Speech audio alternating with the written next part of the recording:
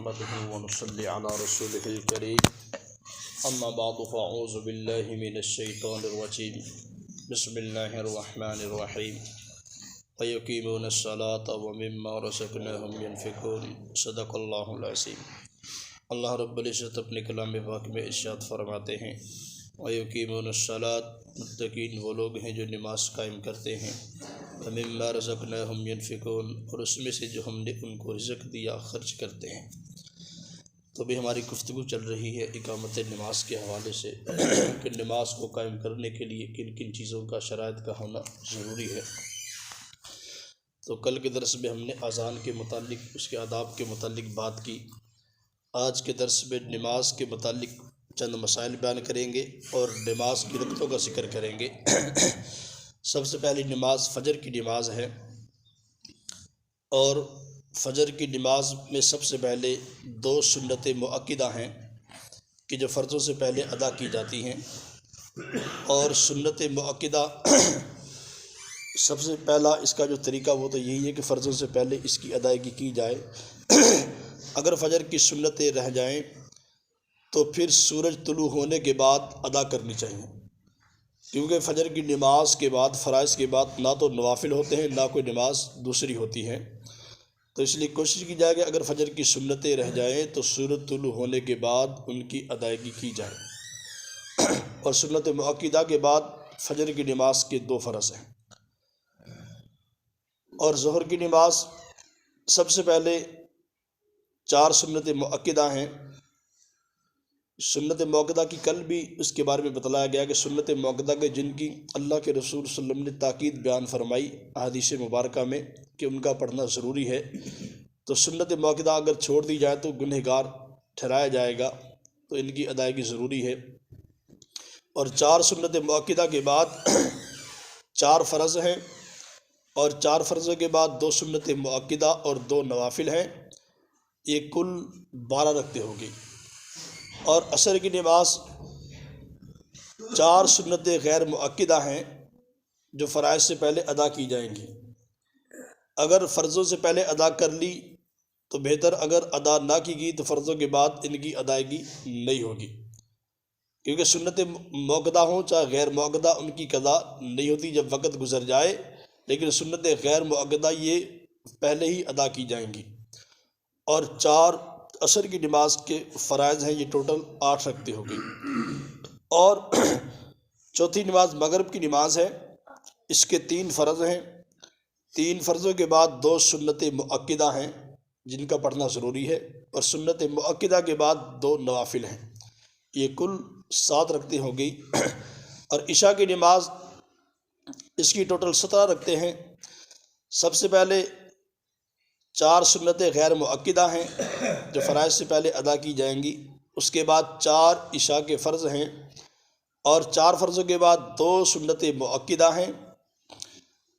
اور 4 نوافل ہیں۔ اس میں 4 نوافل 2 کر کے ادا کی جائیں گے، اور 3 وتر ہیں۔ 3 وتر یا تو 2 نفل وتروں سے پہلے پڑھ لی جائیں یا 2 نفل وتروں کے بعد پڑھ لیے جائیں۔ اور اگر کوئی وتروں کا اہتمام تہجد کی نماز کے وقت کرتا ہو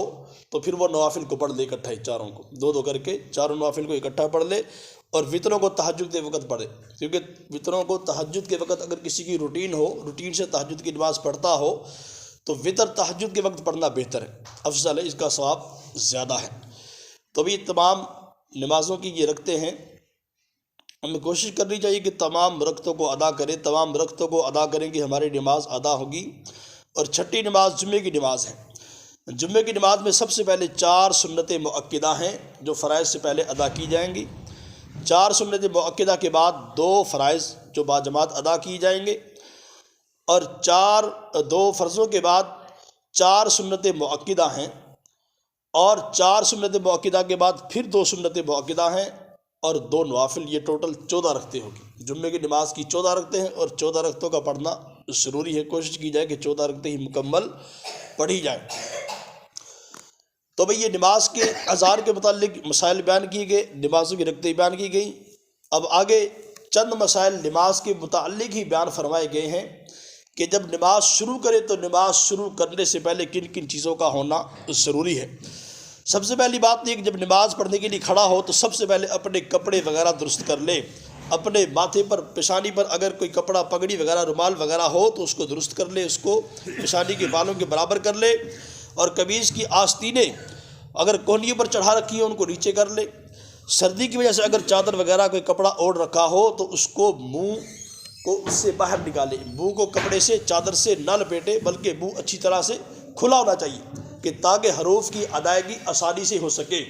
اگر چادر آپ کپڑا منہ پر لپیٹ لیں گے تو حروف کی ادائیگی نہیں ہوگی، اس سے نماز مکمل نہیں ہوگی۔ تو کوشش کی جائے کہ جب سردی کے موسم میں اگر چادر اوڑھ رکھی ہو، کپڑا اوڑھ رکھا ہو تو اپنے منہ کو بالکل ننگا کر لے تاکہ حروف کی ادائیگی اچھے طریقے سے ہو۔ اور جب نیت باندھے نماز کی تکبیر تحریمہ کہے تو تکبیر تحریمہ کہنے کے وقت اپنے ہاتھ چادر سے باہر نکال لے اور اپنی شلوار کو ٹخنوں سے اوپر کر لے، اپنی شلوار کو ٹخنوں سے اوپر کر لے، کیونکہ حدیث مبارکہ میں اللہ کے رسول صلی اللہ علیہ وسلم بیان فرماتے ہیں کہ جس بندے نے اپنی شلوار کو ٹخنوں سے نیچے رکھا، یہ نماز کی بات نہیں، یہ عمومی مسئلہ ہے، کسی حالت میں بھی، تو اس کے پاؤں کو، ٹخنوں کو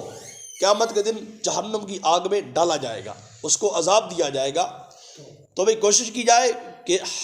جو مرد ہیں ہر حالت میں اپنے ٹخنوں کو ننگا رکھیں،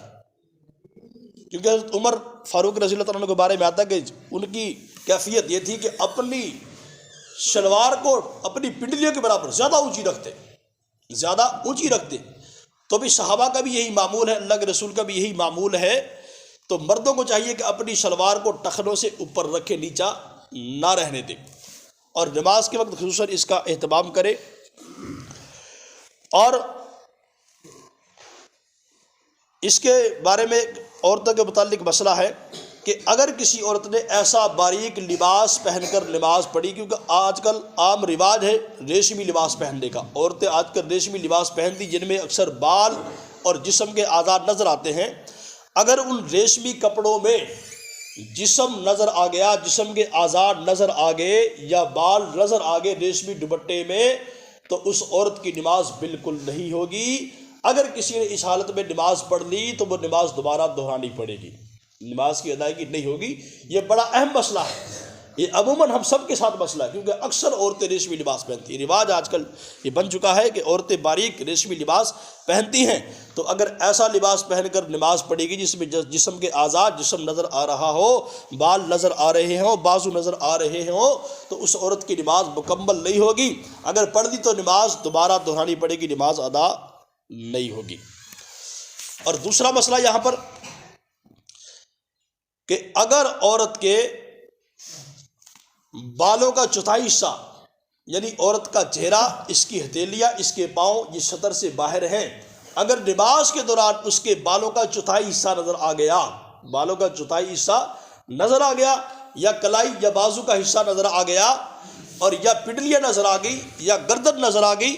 اور 3 مرتبہ سبحان اللہ کہنے کی مقدار ننگے رہ گئے، تو عورت کی نماز ٹوٹ جائے گی، عورت کی نماز ٹوٹ جائے گی۔ چہرے، ہتھیلیوں، پاؤں کے علاوہ عورت کا مکمل جسم یہ سطر ہے، اگر سطر اس قدر اس مقدار ننگا رہ گیا کہ 3 مرتبہ سبحان اللہ کہا جائے، اگر اس قدر ننگا رہ گیا سطر، تو بھئی اس سے نماز ٹوٹ جائے گی۔ اور یہی مسئلہ مردوں کے لیے ہے کہ اگر سطر، اکثر نوجوان پینٹ شرٹ وغیرہ پہنتے، اگر نماز کے دوران سطر 3 مرتبہ سبحان اللہ کہنے کی مقدار سطر ننگا ہو گیا تو نماز ٹوٹ جائے گی، نماز دوبارہ پڑھنی پڑے گی، نماز دوبارہ پڑھنی پڑے گی، نماز ادا نہیں ہوگی۔ اور عورتوں کو چاہیے کہ اپنی نمازوں کو برباد نہ کرے، بلکہ جب نماز پڑھے تو مکمل اہتمام سے نماز ادا کی جائے، اور مکمل باادب کپڑے پہن کر مکمل پردے میں نماز ادا کرے۔ کہیں ایسا نہ ہو کہ اس حالت میں نماز اپنی پڑھتی رہے، اپنی نمازوں کو برباد کرتی رہے اور اپنی آخرت کو برباد کر لے۔ تو بھئی یہ ضروری مسائل بیان کیے گئے ہیں، اور آگے اس کے متعلق اور مسائل بیان کیے گئے ہیں۔ سب سے پہلی بات یہ کہ جب مرد رکوع میں جائے تو مرد کوشش کرے کہ رکوع میں مکمل جھکے، کہ اس کی کمر اور اس کا سر یہ رکوع کی حالت میں برابر ہونی چاہیے، اور اس کی نظر پاؤں کے درمیان ہو، ایڑیوں کے اوپر اس کی نظر ہو، پاؤں کے درمیانی بیچ کے حصوں میں اس کی نظر ہونی چاہیے،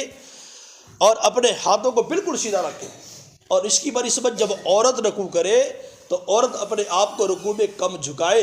اور اپنی کوہنی ہاتھوں کو بھی سیدھا مکمل نہ کرے، تھوڑا سا جھکا کر رکھے عورت، مکمل ایسے اپنی کمر کو نہ جھکائے بلکہ تھوڑا سا مردوں کی بنسبت اوپر رہے۔ اور جب عورت رکوع کرے تو اپنے گھٹنوں کو مضبوطی سے نہ پکڑے، اپنی انگلیوں کو نہ کھولے بلکہ انگلیوں کو بند رکھ کر ایسے اپنے گھٹنے پر ایسے صرف رکھ، اس کو سہارا دے۔ اور مرد عورتوں کی بنسبت مضبوطی سے اپنے گھٹنے کو، انگلیوں کو کھول کر پکڑیں گے۔ اور سجدے کے متعلق ہے کہ جب مرد سجدہ کرے تو مرد سجدے میں اچھے طریقے سے اٹھ کر، کہ ایک بکری کا بچہ نیچے سے گزر جائے، حدیث مبارکہ میں اس کا ذکر آیا کہ اتنا اٹھ کر سجدہ کرے، اپنے ہاتھوں کو کانوں کے برابر کرے اور اچھے طریقے سے سجدہ کرے۔ لیکن جب عورت سجدہ کرے تو عورت کو چاہیے کہ اپنی رانوں کو اپنے پیٹ سے ملائے، اپنی رانوں کو پیٹ سے اور اپنی پنڈلیوں کو رانوں سے ملائے اور اپنے ہاتھوں کو بغلوں سے ملائے اور اپنی باہوں کو زمین پر بچھا کر وہ سجدہ کرے کہ بالکل بھی اس کے اعضاء ظاہر نہیں ہونے چاہیے۔ عورت مکمل احتیاط سے سجدہ کرے، اگر اس کے پوشیدہ اعضاء سجدے کے دوران ظاہر ہو گئے تو پھر اس کی نماز نہیں ہوگی، اس میں کراہت آ جائے گی۔ البتہ نماز ہو جائے گی اگر کوئی بے پردگی نہ ہو، اگر گھر کے اندر نماز پڑھ رہی نماز ہو جائے گی، لیکن نماز کے اندر کراہت آ جائے گی۔ عورت کے لیے بڑی احتیاط اس میں۔ اور جب عورت اتحیات کی شکل میں بیٹھے تو عورت کو چاہیے کہ اپنی بائیں سرین پر بیٹھے اور اپنے دونوں پاؤں کو دائیں جانب نکال لے۔ جس طرح مرد بیٹھتے ایسے پاؤں کو کھڑا کر کے، عورت ایسے نہیں بیٹھے گی بلکہ عورت اس طرح اتحیات کی شکل میں اس طرح بیٹھے گی، اپنے دونوں پاؤں کو دائیں جانب نکال کے، اور بائیں شرین پر عورت بیٹھے گی اتحیات کی شکل میں۔ تو بھئی یہاں پر دوسرے جو مسائل بیان کیے گئے ہیں وہ ہیں مسائل سترے کے حوالے سے، کہ جس طرح کوئی بندہ نماز پڑھ رہا ہو، کیا اس کے سامنے سے اگر کوئی بندہ گزر گیا تو کتنا فاصلہ رکھ کر گزرے؟ کیا 3 صفحے چھوڑ کر گزرے، 2 صفحے چھوڑ کر، یا 1 صف چھوڑ کر گزرے؟ اس کے متعلق بڑا اہم مسئلہ یہ، اور حدیث مبارکہ میں اس کی بڑی شدت سے تاکید آئی ہے۔ اور یہاں پر یہ مسئلہ بیان کیا گیا کہ خاص طور پر جب کوئی بندہ نماز پڑھ رہا ہو تو اس کو چاہیے کہ اپنے سامنے 1 ہاتھ کے برابر لکڑی یا کوئی چیز جو 1 انگلی کے برابر موٹی ہو اپنے سامنے سجدے کی جگہ کو چھوڑ کر آگے کھڑا کر لے۔ اگر کوئی گزر بھی جائے گا تو نماز نہیں ٹوٹے گی، نماز میں کوئی فرق نہیں آئے گا۔ اور یہاں پر اہم مسئلہ یہ ہے کہ سجدے کی جگہ کو چھوڑ کر انسان گزر سکتا ہے، اگر سجدے کی جگہ سے گزرے گا تو گنہگار ہوگا، اگر سجدے کی جگہ کو چھوڑ کر گزر گیا تو پھر گنہگار نہیں ہوگا۔ اصل مسئلہ اس میں یہ ہے، لیکن اگر جگہ ہو تو پھر احتیاط کرنی چاہیے کہ سامنے سے نہ گزرے۔ جس طرح ایک نماز سامنے پڑھ رہے، ایک بندہ پڑھ رہا ہے اور ادھر بھی جگہ، ادھر سے بھی جگہ خالی ہے، تو پھر کوشش کرے کہ سامنے سے نہ گزرے، احتیاط کرے۔ لیکن اگر کوئی گزر جائے گا تو پھر سجدے کی جگہ کو چھوڑ کر نکلے، گنہگار نہیں ہوگا۔ اور حدیث مبارکہ میں یہ بات ہے کہ اگر کوئی بندہ سجدے کی جگہ سے گزر رہا ہو تو نماز پڑھنے والے کو چاہیے کہ اپنے ہاتھ سے اس کو روک دے، یہاں تک کہ پوری کوشش کرے کہ جھگڑنے تک آ جائے۔ یہ مطلب یہ نہیں کہ جھگڑا شروع کر دے، یعنی اپنی پوری کوشش کرے کہ سامنے سے وہ نہ گزرے۔ کیوں؟ اس کی وجہ یہ ہے، حدیث مبارکہ میں اللہ کے رسول بیان فرماتے ہیں کہ اگر کسی کو پتہ چل جائے کہ نمازی کے سامنے سے گزرنے کا کتنا عذاب، اس کا گناہ ہے، تو بندہ 100 سال تک انتظار کرے، 100 سال تک نمازی کے سامنے سے نہ گزرے، اتنا سخت اس کا گناہ ہے۔ اور ایک حدیث میں آیا کہ 40 سال تک انتظار کرے، 40 سال تک نہ گزرے، اتنا یہ سخت گناہ ہے۔ تو اس لیے اس کی کوشش کی جائے کہ بھئی نمازی کے سامنے سے نہ گزرا جائے، اگر